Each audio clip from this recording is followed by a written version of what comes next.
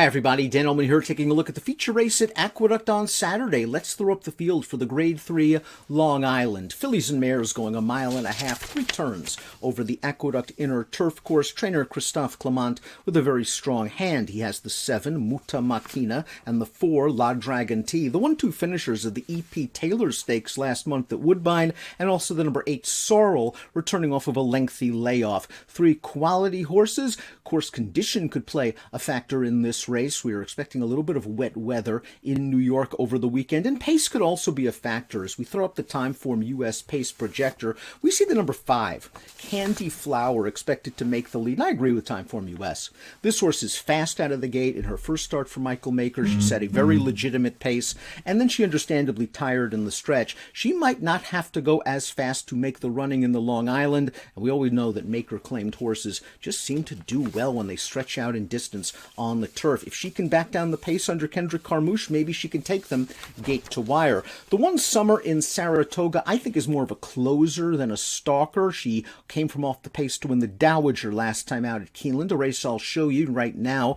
It was over good going at a mile and a half. She stretched out a half mile, and she got a beautiful trip and setup. It was a fast pace. That race went to closers, and as you see, Summer in Saratoga got a wonderful split turning into the stretch. It takes her a while to change leads, but she always has enough to beat fellow closer Luck Money, who's also in this field. I think this is a stronger field in the Dowager, but Summer in Saratoga is in very good form right now. Handles off going, coming off a respectable 93 Beyer speed figure. She's going to be running on in the stretch, and I think the price should be okay. Another horse coming off a win is trained by Chad Brown. That's the number 2 Orglande. Let's watch her most recent start. She dropped out of the Grade 3 Wea at Belmont, where she was second to stablemate My Sister Nat. She was odds on in this race, the Zagora, going a mile and a half. She got a solid pace that was set by Candy Flower, and Orglande is going to grind them down late. She really wants distance. She has some class, a graded stakes winner at Delmar going long last year. I wonder if she's sort of hit her peak in the upper 80s Beyer echelon. She might have to run a little bit faster here, but I also think she's more tactical than what Timeform US has her on the pace projector. I wouldn't be surprised if she's a bit closer to the pace under Eric Cancel. The 3 Harajuku steps up in distance and will face older horses for the first time. She's coming out of a solid running of the Sands Point for 3-year-old fillies going a mile and an eighth. The 5th place finisher from that race came back to win the Winter Memories with an 88 Beyer speed figure. Harajuku will make her 3rd start in North America, 2nd for trainer Graham Motion, and I don't think the distance is going to be a problem for her. She won going 10.5 furlongs overseas. She's got that stout European pedigree. Harajuku, a horse, needs to improve, but wouldn't be surprised if she does for a master trainer. La Dragon T is the number 4, and La Dragon T, I think, is the horse you might want to take out of the E.P. Taylor. She had a mini 2-race win streak snapped that day. It was over yielding ground. Now, she handled the yielding ground just fine, but when you watch that race, and you can check on your Formulator past performances for the video replay, that pace was very, very slow. La Dragon T was last turning into the stretch. She had to alter course down to the inside, then alter course all the way back to the outside, all while her stablemate Muta Makina was close to the pace and got a big jump on La Dragon T turning for home. La Dragon T ran very, very well to only lose by a neck, a 93 Beyer speed figure. She handles any kind of ground. She's in good form, and she must be respected with Javier Castellano in the irons. Candy Flower, we saw her finish 3rd behind Orglande in the Zagora, first off the Maker claim. Maker likes to claim him, stretch him out in distance, and he turns claiming horses into graded stakes winners. It's just his MO, and Candy Flower ran just fine in the Zagora, and if you believe pace makes the race, she could be loose, she could be backing down the fractions, and she could be tough to catch. Note that she was listed as a vet scratch on November the 11th. I'm not going to worry too much about that. Candy Flower's pace edge gives her a chance. Oh, Luck Money. I've been such a fan of Luck Money, and I've been chasing Luck Money to no avail, it seems, all season long. And how much money can one lose on a horse?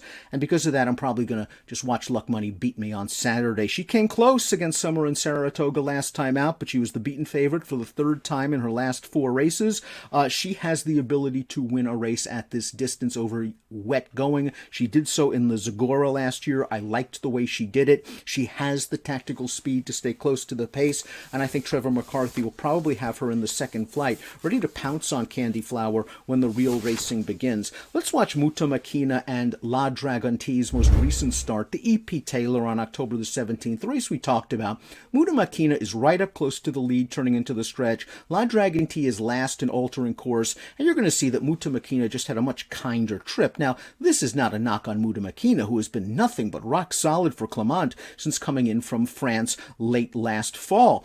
But she did get the setup and the trip to win this race. Now, her tactical speed gives her a huge advantage, because Dylan Davis can probably sit just off of Candy Flower if he so chooses with Muta Makina. Muta Makina figures to be in the thick of things turning for home. I wonder if she'll be slightly overbet off of that grade 1 score at Woodbine last time out, but she is obviously a factor on her best. Sorrel is the most intriguing runner in the race. Clement says he'll run this filly only if it's on good to firm turf, but let's watch her North American debut way back on March the 27th in the Orchid. She's in between horses here. It's her first start of the year, first off the layoff, and she happens to catch a horse named Warlike Goddess. She was actually hemmed in by Warlike Goddess turning into the stretch. She got to the outside. She finished third. She was beaten 3 lengths by Warlike Goddess, who came back to win 3 graded stakes after this, and then ran a good third in the Breeders' Cup Filly and Mare Turf, one of the top longer distance filly and mare turf horses in the country. Sorrel had done some good things last year for trainer Sir Michael Stout. I think Sorrel has ability. The layoff is a concern. Clement mentioned to our Dave Grenning that a little sore coming out of the Orchid, and you can understand she was in and among horses for most of the way. I think she has ability. If the ground is good as we take a look at our top picks for this race, that's where I'm going to go, because I think Sorrel will offer a little bit of value coming off of the layoff. Do respect La Dragon T, do respect Muta Makina, do respect Christophe Clement. It could be his world in the Long Island on Saturday at Aqueduct. Good luck.